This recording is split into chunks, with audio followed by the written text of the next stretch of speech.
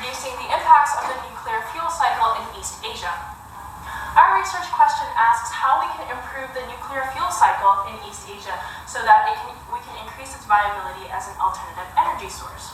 First off, we would like to define the term fuel cycle, which is a process in which uranium ore is obtained, used in a nuclear fuel cycle, and disposed of.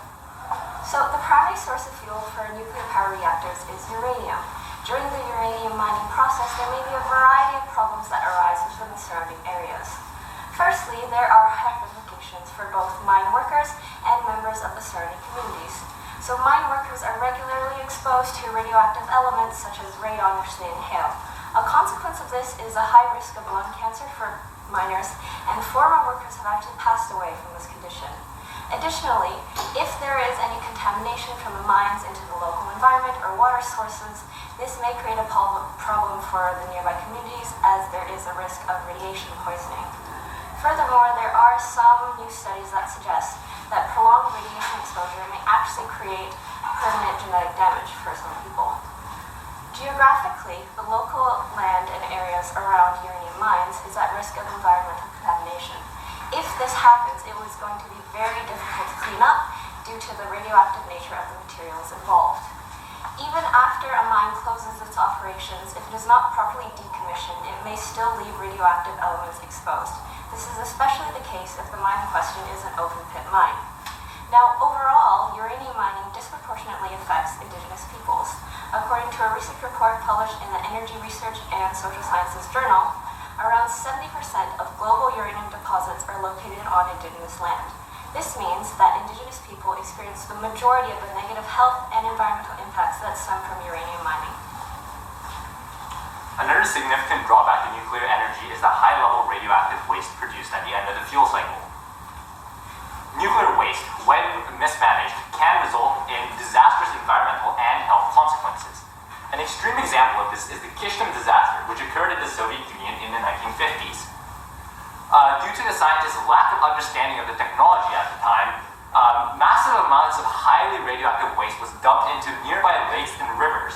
Furthermore, there was an accident that occurred in one of the underground storage facilities that ended up releasing about 40% of the radioactive material compared to that of the Chernobyl disaster. Overall, more than 10,000 people had to be evacuated, and the deaths as a direct result of the explosion is estimated to be somewhere in the hundreds. Now, having said that, there are several negative implications to nuclear waste, such as environmental, health, political, and economic drawbacks. One example of such a controversy surrounding nuclear waste right now is the Japanese government's decision to release 1.25 million tons of wastewater from the Fukushima nuclear power plant into the ocean. While they claim that this wastewater is filtered and generally harmless, there are still several radionuclides, including tritium, which is a radioactive isotope of hydrogen, in this water. While exposure to tritium is generally considered safe, according to Dingwall et al., tritium can pose a health hazard when ingested, inhaled, or absorbed through the skin. Now, the problem here is that tritium bonds with water and organic molecules, which means that when the water is dumped into the sea, it will end up contaminating the ocean and the aqua and agricultural products of not only the nearby environment, but eventually the entire North Pacific Ocean due to diffusion and currents.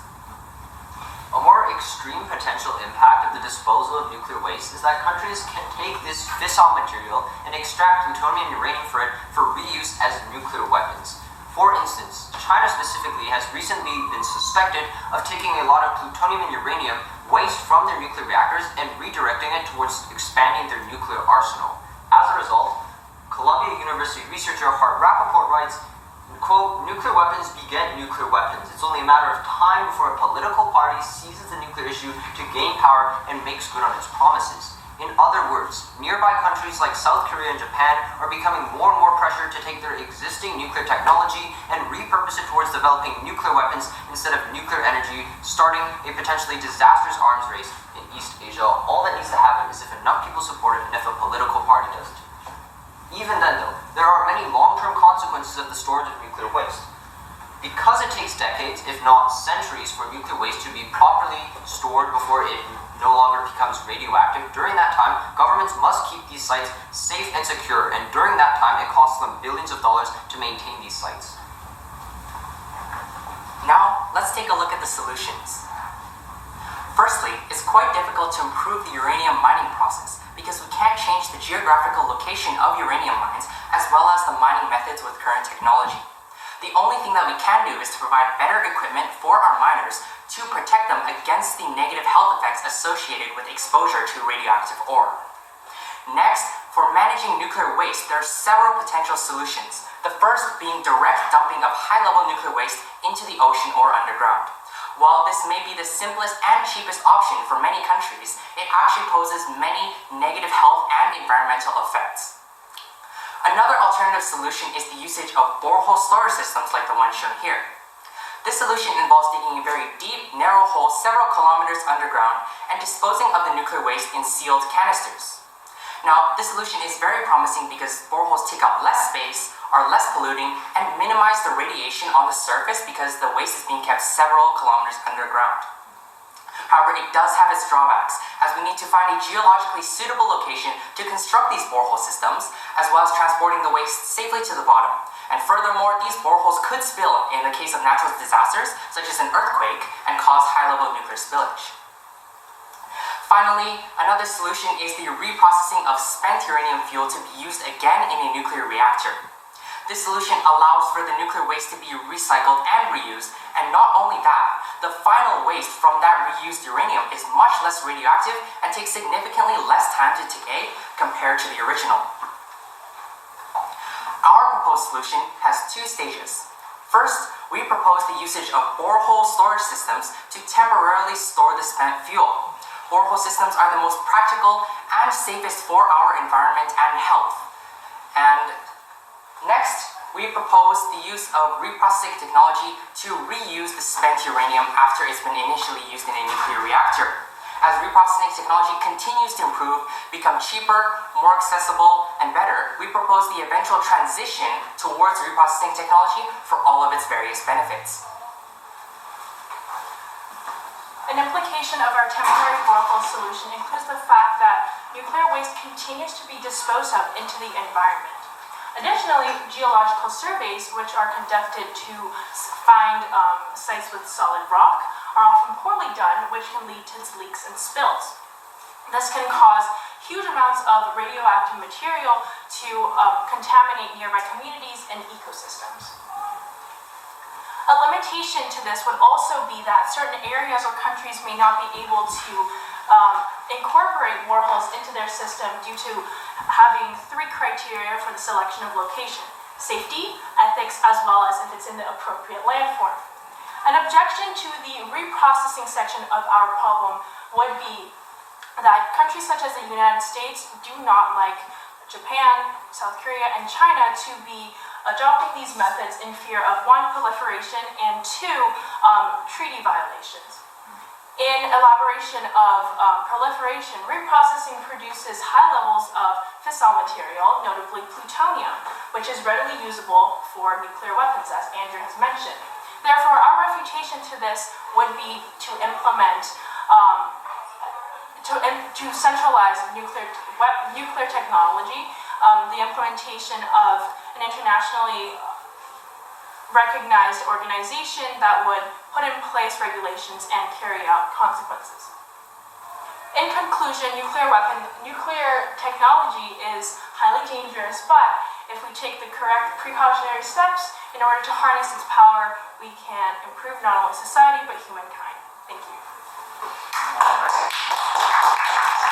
An example of an argument or an idea or a perspective from one of your teammates' work that did not make its way into the TNP today, what is that and why did it get excluded? I think that, so Evan's research was unfortunately the one that we had to cut the most from the TNP. His research was focused on the economics of nuclear power mode, so specifically the buildings, construction, management, and keeping up the maintenance of the nuclear reactors, as well as the decommissioning.